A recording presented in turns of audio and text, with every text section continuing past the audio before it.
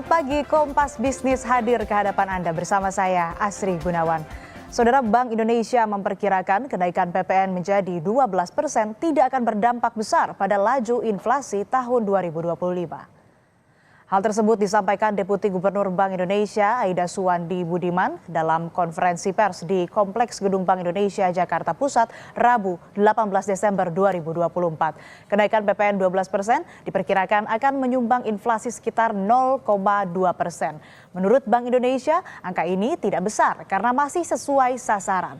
Untuk menjaga inflasi dan pertumbuhan ekonomi, BI akan terus bersinergi dengan pemerintah. Berdasarkan historisnya sekitar 50%-an yang dipass-through. Nah, hitungannya ini mengakibatkan sekitar penambahan inflasi 0,2%. Tetapi apakah ini besar? Jawabannya tidak. Karena hasil perhitungan kami dari proyeksinya dia sekitar sedikit di atas dari 2,5 plus minus 1% dari target inflasi kita di 2025. Kenapa itu bisa terjadi?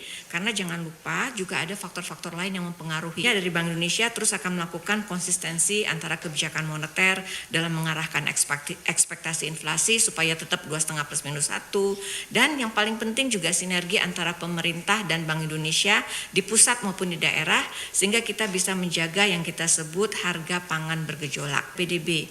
Kalau hitungannya langsung juga nggak terlalu besar, sekitar 0,02 sampai 0,03. Tetapi sekali lagi kita jangan hanya menghitung seperti itu.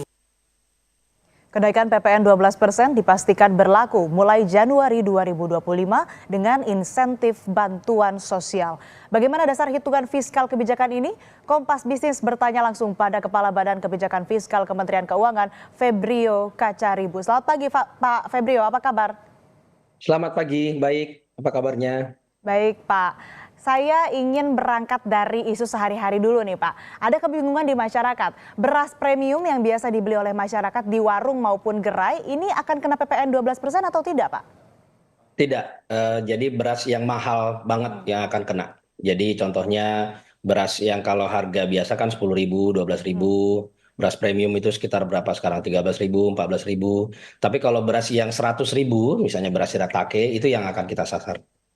Artinya kalau beras dengan kelas-kelas tertentu itu tidak akan kena PPN 12% begitu? Beras yang sangat mahal saja. Beras yang sangat mahal saja. Oke, kita langsung ke pertanyaan teknis. Secara sederhana kan ini publik masih bertanya-tanya tentang PPN yang sifatnya multitarif. Nah, apa landasan hukum multitarif ini, Pak Febrio? PPN kita tidak multitarif. PPN kita menurut undang-undang adalah single tarif. Akan tetapi ada ruang untuk memberikan tarif lain dan itu biasanya bersifat final. Jadi PPN kita tidak multitarif, single tarif. Oke. Bantuan sosial beras 10 kilogram untuk 2 bulan, kemudian juga diskon tarif listrik 50% selama 2 bulan. Basis dasar hitungan secara fiskalnya ini bagaimana, Pak? Apakah di bulan ketiga ini masyarakat dinilai bisa survive? Dan selanjutnya juga bagaimana dengan kemampuan APBN kita? Kita melihat kesejahteraan masyarakat secara lengkap. Jadi ini bukan hanya secara satu demi satu ya, secara terpisah. Kita melihat bahwa APBN itu selalu kita gunakan untuk belanja, terutama kita arahkan untuk membantu yang miskin dan rentan. Itu pasti selalu jadi prioritas pertama. Makanya kita selalu angka kemiskinannya turun. Terakhir kita di 9,06%. Nah, lalu juga kita usahakan banget untuk APBN kita itu digunakan untuk menciptakan lapangan kerja. Dan itu yang selalu kita lakukan. Bahkan dari 2 tahun terakhir, kita ingat PPN itu dinaikkan pertama kali kan April 2022. Lalu 2023, 2024, lagi-lagi APBN kita gunakan untuk menciptakan lapangan kerja. Kita berhasil menciptakan lapangan kerja 4,7 juta lapangan kerja baru setiap tahun. Nah, ini jauh lebih baik dibandingkan sebelum pandemi. Sebelum pandemi itu di bawah 2,6 juta per tahun kita ciptakan lapangan kerja per tahun. Di samping itu kita juga menciptakan lapangan kerja formal. Itu di 2 tahun terakhir sekitar 3,6 juta per tahun. Ada sektor-sektor yang harus kita perhatikan.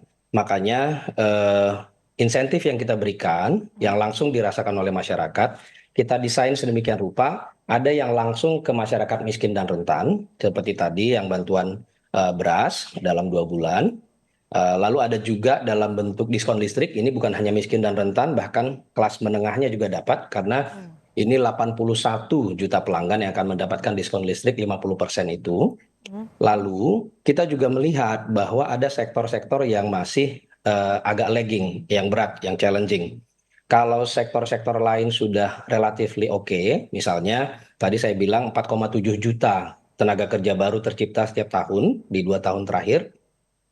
Sektor tekstil dan produk tekstil itu 2 tahun terakhir memang berkurang jumlah orang bekerja di sana. Jadi ini adalah tantangan yang kita hadapi. Sehingga kita desain supaya pajak dari karyawan sektor tekstil dan juga alas kaki dan juga furnitur itu kita boleh mereka tidak bayar pajak penghasilan selama setahun kalau penghasilannya 10 juta per bulan ke bawah. Jadi kita lihat ini memang secara komprehensif, miskin rentan kita jaga, kelas menengah kita jaga, dan secara spesifik kita melihat sektor mana yang paling membutuhkan saat ini. Oke, tapi saya ingin penegasan lagi Pak soal hitungan bansos atau insentif selama 2 bulan ini. Kenapa 2 bulan? Apakah memang dinilai pada bulan ketiga masyarakat sudah bisa survive atau seperti apa? Kita melihat kebijakan ini nanti tentunya akan terus kita evaluasi. Akan tetapi saat ini kita melihat ini sudah cukup, dan juga nanti kita akan masuk ke dalam persiapan untuk Ramadan dan juga Lebaran. Di sana kita harus memastikan bahwa suplai bahan pangan itu biasanya yang menjadi perhatian kita, dan melihat bahwa suplai kita sekarang cukup baik, harga juga cukup terjaga. Kita melihat bahwa inflasi kita sangat rendah, sekarang berada di 1,6%, dan dalam beberapa bulan terakhir sekitar sejak Maret atau April itu bahan pangan inflasinya itu negatif secara month to month. Ini karena suplainya cukup sehingga masyarakat bisa melihat bahwa harganya malah turun dari bulan ke bulan. Nah, ini yang selalu kita akan lihat pantau secara lengkap. Jadi tidak hanya satu parsial demi parsial. Oke, jadi kalau kita bahas soal rentang waktu yang diberikan selama 2 bulan ini untuk insentif ataupun juga bansos, ini masih akan terus dievaluasi begitu ya Pak. Tapi kan kalau kita lihat dari rentang waktunya, insentif diberikan Januari, Februari, selesai di Februari. Maret masyarakat dihadapkan dengan Ramadan nih Pak dan Lebaran. Bagaimana menghindari tekanan harga dan masalah daya beli di hari raya ini? Inflasi rendah sekali, 1,6%. Dan bahan pangan tersedia dengan cukup banyak, sehingga inflasi akan terjaga, dan selalu dalam kebijakan kita menghadapi Lebaran, Ramadan, kita selalu pastikan daya beli masyarakat tetap terjaga. Lagi-lagi ini tidak hanya satu kebijakan saja, banyak sekali kebijakan yang kita perkenalkan, bahkan termasuk bagaimana tadi untuk pajak bagi tenaga kerja di sektor tekstil, alas kaki, furnitur, mereka tidak bayar pajak selama setahun.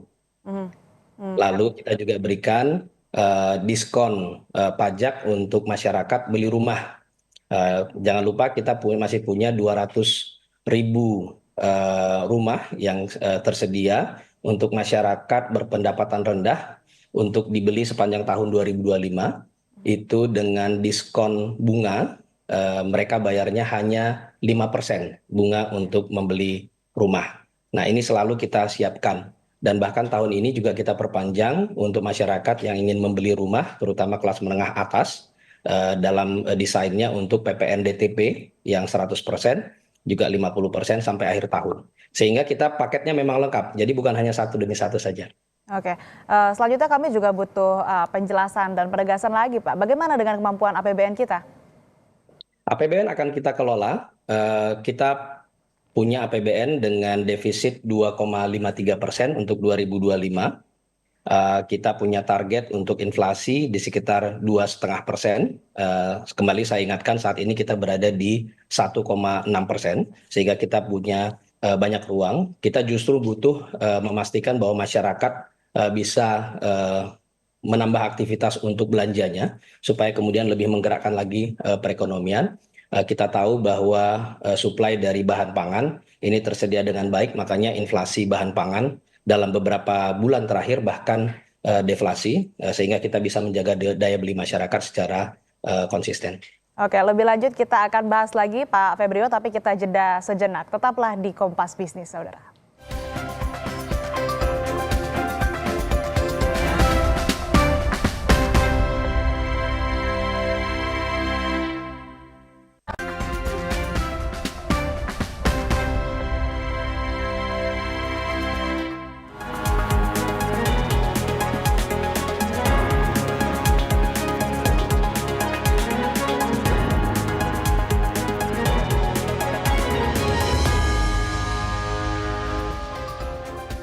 Masih di Kompas Bisnis, saudara, bersama Kepala Badan Kebijakan Fiskal Kementerian Keuangan, Febrio Kacaribu. Pak Febrio, kita lanjutkan perbincangan yang tadi sempat terpotong, Pak.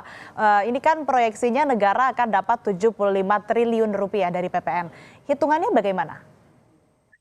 Itu memang terkait dengan yang sudah ada sekarang, penerimaan PPN relatif cukup dominan untuk penerimaan kita dalam 1 tahun.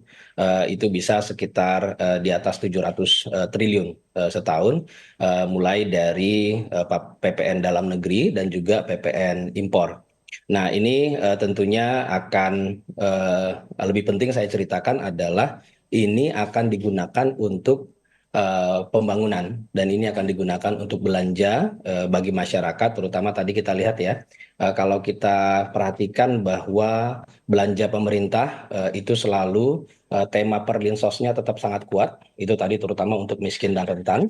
Lalu kita juga berikan selalu subsidi, masih subsidi banyak ini untuk energi ya, BBM, listrik, dan juga bahkan pupuk dan LPG 3 kilo, itu semuanya 1 tahun bisa sekitar 450 triliun untuk total belanja perlinsos kita, termasuk tadi untuk subsidi BBM itu. Nah, kita juga melihat bahwa belanja untuk perlinsos akan tetap, dan tidak kalah pentingnya kita tetap akan belanja 20% dari belanja kita itu untuk pendidikan. Jadi semua penerimaan pajak maupun non pajak ini semuanya kita gunakan untuk kesejahteraan masyarakat. Oke, ini untuk pembangunan dan juga belanja pemerintah. Lalu apa yang akan terjadi kalau angka 75T ini tidak tercapai? Apa yang akan terjadi dengan fiskal kita? Fiskal kita akan tetap kita kelola dengan baik. Kita sudah membuktikan bahwa dengan banyaknya tantangan dalam beberapa tahun terakhir pun kita bisa tetap kelola, fiskal kita terjaga.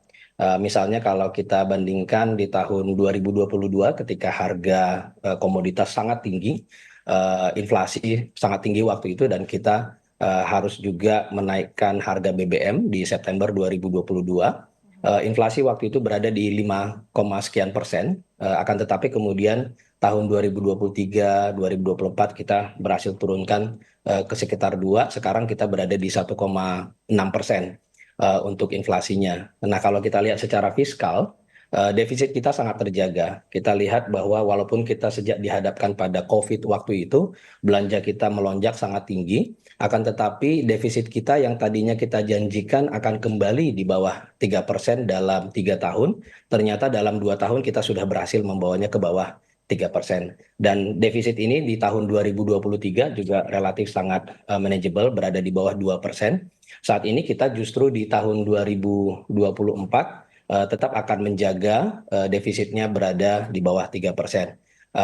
Asumsi untuk lapsem yang kita umumkan bulan Juli kemarin itu berada di 2,7, dan ini sudah mendekati akhir tahun, defisit kita akan terkelola dengan sangat baik, berada di bawah itu nantinya.